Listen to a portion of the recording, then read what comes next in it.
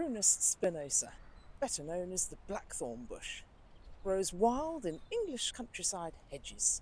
And from the gorgeous blackthorn bush comes the sloe berry, a wonderful berry that you can make sloe gin out of.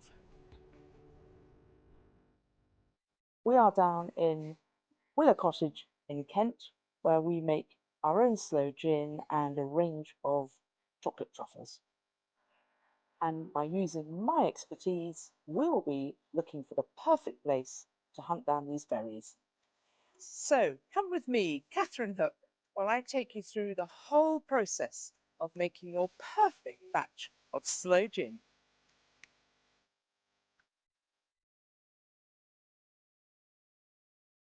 Now, way back in the 17th century, Parliament passed the Enclosure Act. This was to divide up the common land into farmsteads and homelands for the public people. To do this, they planted hedges, and in all the hedgerows, they planted the blackthorn bush, with very, very thick, long blackthorns, which is ideal for keeping your livestock in and for security. And from this most wonderful bush, which is found wild in English hedgerows, comes the slowberry. During the spring, the hedgerows will be covered in a beautiful white blossom. And come the autumn, when the slowberries are ripe, we will normally identify this by when they start to drop, and it's normally after the first frost when they're picked. A lot of people get confused with damsons and sloes, and one way to identify the two, apart from the beautiful purple hue from the slowberry, is to pop one into your mouth.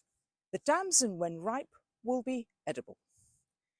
The slowberry, however, although it may be ripe to pick, is not palatable to the tongue. It is very bitter, and it will feel like the moisture is being taken away from your mouth until we add it with sugar and gin. Now that we've picked our wonderful wild slowberries from the English country hedgerows, we're going to go inside and prepare our sloes for our wonderful winter warming homemade sloe gin. So here at Sloe Seduction, I'm now going to show you our process for making our homemade sloe gin. We use sloe berries, and today I'm going to be using frozen ones, which I'll explain in a minute what the benefits are of using frozen sloes. We also use white caster sugar and gin.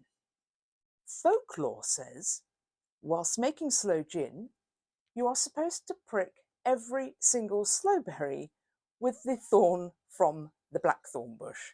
Now, obviously, for the quantities that we make here at Sloe Seduction, that would take forever. So, to make the sloe gin process quicker, if you freeze your sloes, like these are, that will split the skins, which will save you a very long time in doing what you are supposed to do. Today, we're going to use 450 grams of sloes. I'm now going to add my sloes to my demijohn. We always put the sloes in first. They will then lay at the bottom of the demijohn. And then we will add the sugar on top. And you will see the process fairly soon, what actually starts to happen. Right, the next step when making our sloe gin is to measure out our sugar. Now I'm going to add the white sugar to the demijohn and pour it on top of the sloes.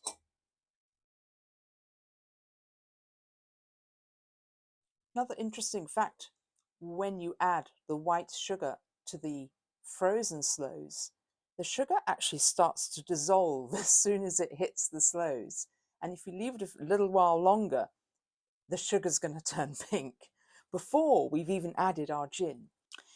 And then the best bit, adding the liquid gin on top of the beautiful sugar and all the sloes laying in the bottom of the demijohn. As you can see, the gin is already dissolving the sugar. and we're slowly turning pink. Okay, so once we've added, for the moment, the quantity of sloes, sugar and gin, we will need to put a stopper on the top, push it in really firmly. Now for the next 2 weeks, you need to either stir this or shake. We're going to give it a little shake now, because it is vitally important. As you can see, the heaviest ingredient out of what we have just added is the sugar, and it is all sunk to the bottom. Interestingly, adding the gin and sloes to the sugar, it is dissolving already because they were frozen. But I will still continue for the next 2 weeks, tipping it up to make sure all the sugar is dissolved, because it will sink to the bottom. But already in the few minutes that I have been turning this, our beautiful pure white spirit of gin is turning slowly into a ruby colour now. After about 3 weeks of the sloes being left in the demijohn, and then another 3 months of just sitting in the dark, we will have, all being well, your beautiful winter drink, Sloe Gin.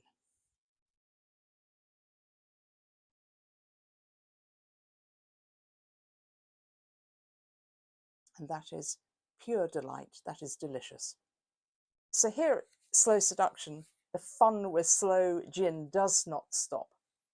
We've decided to combine Sloe Gin and chocolate. And we have a very small range of products. We have Sloe Gin liqueurs, Sloe Gin truffles, and a Sloe Gin chocolate mousse. We have one other product in the pipeline, and that is a Sloe Gin chocolate cream liqueur.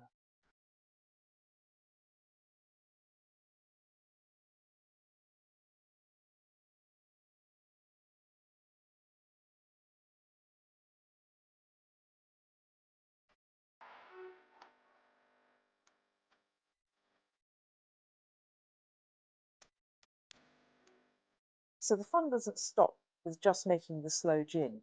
You can add the Sloe Gin and make your own range of wonderful cocktails at home, like the Sloe Gin Fizz, Sloe Gin Negroni.